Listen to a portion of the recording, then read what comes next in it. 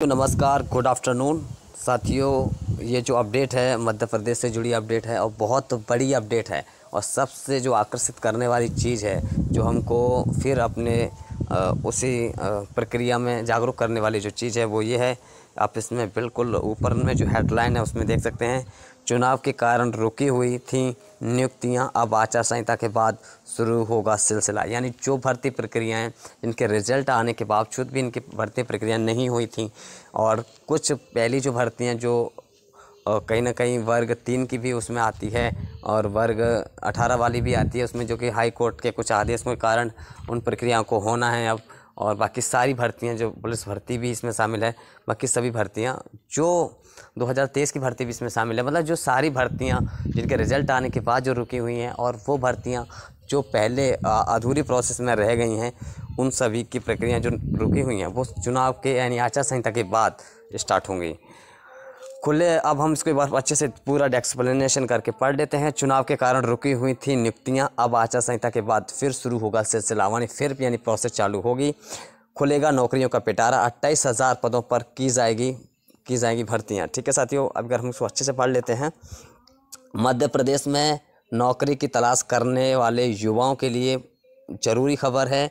मोहन सरकार की तरफ से जल्द ही 28,000 पदों पर भर्तियां की जाएंगी। प्रदेश के मुख्यमंत्री डॉक्टर मोहन यादव ने फरवरी में अधिकारियों को नियुक्ति प्रक्रिया में तेजी लाने के निर्देश दिए थे। अधिकारियों के साथ बैठक में सीएम मोहन यादव ने कहा था कि कर्मचारी चयन मंडल द्वारा रुके हुए सभी परीक्षा परिणाम जल्द घोषित किए जाएं। जैसा कि आपको पता है, गौरतलब है कि विधानसभा चुनाव के कारण मध्य प्रदेश में सरकारी नौकरियों का क्रम रुका हुआ था। हाल ही में पटवारी परीक्षा के रिजल्ट को सही मानते हुए अभ्यर्थियों को नियुक्ति देने के आदेश हो चुके हैं। साथियों, आपको पता होगा कि आज जब मार्च में नियुक्ति पत्र पटवारी को दिए गए थे, उसमें माननीय सीएम साहब ने और कहा था कि हम और नियुक्ति पत्र देंगे, जल्दी ही नियुक्ति पत्र देने वाले हैं, 9,000 से ज़्यादा, ऐसा कुछ बोला गया था उस समय। लेकिन चुनाव आने के कारण इसीलिए थोड़ा सा लेट हो गया। लेकिन अब ये है कि जो भी अब प्रक्रियाएँ रुकी हुई हैं वो सभी का निराकरण होना है साथियों। तो अब ये प्रक्रिया है, जैसे ही आचार संहिता ख़त्म होती है चालू हो जाएगी। मोहन सरकार लोकसभा चुनाव से पहले सरकारी विभाग में खाली पड़े पदों पर थोक में नियुक्तियां जारी करने जा रही थी। इसके तहत पटवारी समेत अन्य 28,000 से ज़्यादा, यानी 28,000 से ज़्यादा पदों पर नियुक्ति की प्रक्रिया 1 मार्च से शुरू होने वाली थी। साथ ही 10 मार्च तक 9,000 से ज़्यादा पदों पर नियुक्ति पत्र जारी किए जाने थे। ठीक है, ये चीज़ें पहले अपडेट हो चुकी थी, लेकिन लोकसभा चुनाव के कारण सरकार की जो तैयारियां धरी की धरी रह गईं। सूत्रों का कहना है कि अब लोकसभा चुनाव के बाद नियुक्तियों का क्रम शुरू होगा। जल्द घोषित होंगे रिजल्ट। विभागीय अधिकारियों ने बताया कि नियुक्ति पत्र एक साथ या फिर अलग अलग जारी किए जाएंगे। जून में इस पर भी निर्णय होना है।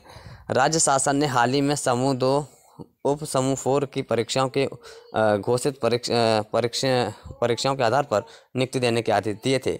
इसके बाद संबंधित विभागों ने आनन फानन में परीक्षा पास करने वाले अभ्यर्थियों को काउंसलिंग के लिए बुलाया। सभी विभागों की काउंसलिंग की प्रक्रिया लगभग पूरी कर ली हैं। बता दें कि 25 जनवरी को मुख्यमंत्री ने भोपाल के रविंद्र भवन में करीब 650 प्रशासनिक अधिकारियों को नियुक्ति पत्र सौंपा है। यह युवा वर्ष 2019 और 2020 की MPPSC द्वारा चयनित हुए थे। गौरतलब है कि मध्य प्रदेश में वर्ष 2023 में हुए विधानसभा चुनाव के लिए अक्टूबर महीने में आचार संहिता लग गई थी। इसके बाद प्रदेश में प्रवेश परीक्षा के परिणाम और नियुक्ति संबंधी सभी काम टल गए थे, है ना। हाँ, ऐसे में अब चयन की प्रक्रिया जोर पकड़ने वाली है। इसके साथ ही सरकारी निजी क्षेत्र में भी रोजगार को बढ़ावा देने के लिए रोजगार मेले का आयोजन भी करेगी। सरकार ने वर्ष 2024-25 में रोजगार के मेले के माध्यम से 9,000 ग्रामीण युवाओं के रोजगार देने का लक्ष्य रखा है। यानी 4 जून को आचार संहिता समाप्त होने के बाद नौकरियों का पिटारा एक बार फिर खुल जाएगा। साथियों, मैं आपको बता देता हूँ, क्योंकि चुनाव से लोकसभा ये चुनाव हो रहा था, उससे ठीक पहले हम शिक्षा मंत्री जी से 3-4 बार 2-3 दिन में कंटिन्यू मिले थे। तो उनका यही कहना था कि बेटा हम अभी इस समय कुछ नहीं कर सकते क्योंकि अभी आचार संहिता है। उन्होंने कहा था कि हम ओबीसी के जो नियुक्ति पत्र के उनके निराकरण के लिए निरंतर प्रयासरत हैं। मतलब उन्होंने इतना सटीक उस समय कहा था, लेकिन मैंने आपको शायद वीडियो के माध्यम से ही बताया होगा। उन्होंने ये कहा था कि अभी आचार संहिता, जैसे आचार संहिता ख़त्म होती है हम सॉल्यूशन निकाल रहे हैं, क्योंकि उनके अंदर जो एक सबसे बड़ा जो कारण बना हुआ है उनके लिए, जो कह सकते हैं कि सबसे बड़ा उनके लिए एक बहुत बड़ा जो कारण है वो ओबीसी के नियुक्ति पत्र रुके हुए वर्ग 3 के वही है। चाहे उसके लिए उनको पद बढ़ाने पड़े या कोई जीएडी के ऑर्डर में संशोधन करना पड़े या कुछ भी करना पड़े, तो जो नियुक्ति पत्र हैं ओबीसी अभ्यर्थियों को, उसके साथ साथ वेटिंग भी क्लियर हो सकती है, बहुत कुछ हो सकता है। लेकिन मैं आपको बता दूं, इसके लिए जो हमारी प्लानिंग है वो हम और बताने वाले हैं आपको, वो मैं आपको अब कुछ समय बाद बताऊंगा। हम जल्दी ही धरने के लिए हम प्रोसेस करेंगे और उसमें सिर्फ ओबीसी वर्ग 1, 2, 3 जो डीपीआई के सामने गाड़ा जाए, वहीं पर रखा जाएगा पूरी तरीके से। जैसे पहले धरना था ऐसे दिया, धरने के लिए परमिशन लेके बढ़िया तरीके से किया जाएगा और जिनके नियुक्ति पत्र रुके हुए उनको नियुक्ति पत्र जारी करने के लिए। तो साथ ही इसके साथ वेटिंग भी क्लियर हो सकती है अगर सभी का साथ रहा तो, नहीं तो सिर्फ ओबीसी होल्ड ही क्लियर होगा। इस बात का आप ध्यान रखना है।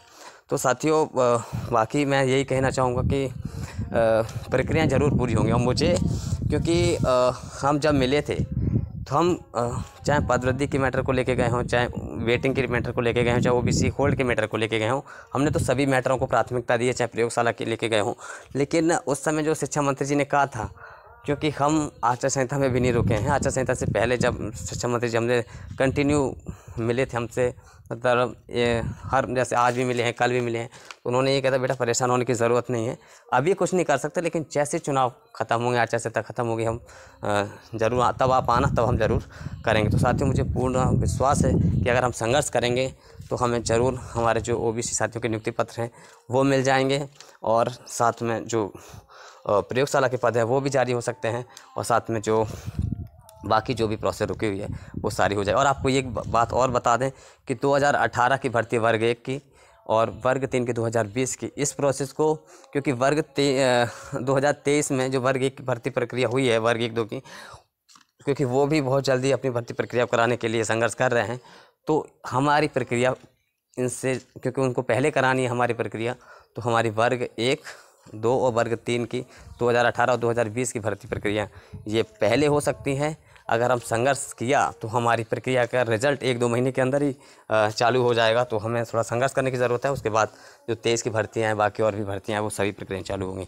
साथियों, जागरूक रहने की ज़रूरत है, संघर्ष करने की ज़रूरत है। सिर्फ ज्ञान देने से काम नहीं चलेगा, सिर्फ क्वेश्चन पूछने से, कॉल करने से, मैसेज करने से काम नहीं होगा। अब जो होगा प्रैक्टिकली मेहनत होगा। अन्य स्रोतों में आप टाइम वेस्ट कर सकते हो और काफ़ी कुछ पैसा बर्बाद कर सकते हो, लेकिन रिजल्ट कुछ आना नहीं है। रिजल्ट वहाँ से आएगा जहाँ से प्रत्यक्ष रूप से संघर्ष होता है और उस संघर्ष को देखकर ही चीज़ें मायने रखती हैं। और आप ये मत समझो कि हम आचार संहिता में भी 2-4 बार गए हैं तो हमारा संघर्ष असफल जाएगा, नहीं।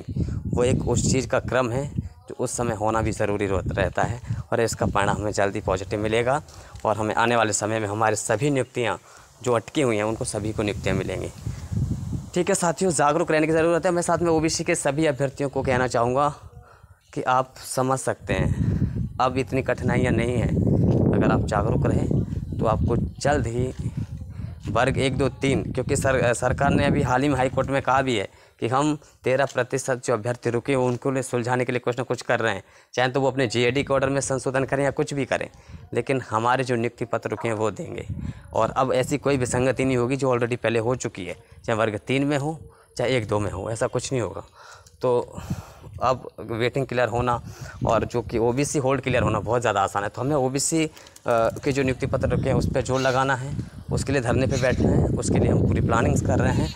और जैसे ही आचार संहिता ख़त्म होती है हम डीपीआई के सामने बहुत बड़ा फिर इस बार अपना तंबू लगाएंगे, जिसमें वर्ग 1, 2, 3 तीनों के अभ्यर्थी उसमें एक साथ जुटेंगे और हम संघर्ष करेंगे और जीतेंगे। इस बार संघर्ष में सिर्फ वो अभ्यर्थी शामिल होंगे जो संघर्षशील होंगे, है ना। उसमें फालतू के ज्ञानदाताओं के और गद्दारों को बिल्कुल नहीं जोड़ा जाएगा जो सिर्फ ज्ञान दे के आते हैं और चले जाते हैं। ठीक है, चाहते तो इस बार अच्छा मूवमेंट करेंगे और जीत जल्दी हासिल करेंगे। ठीक है साथियों।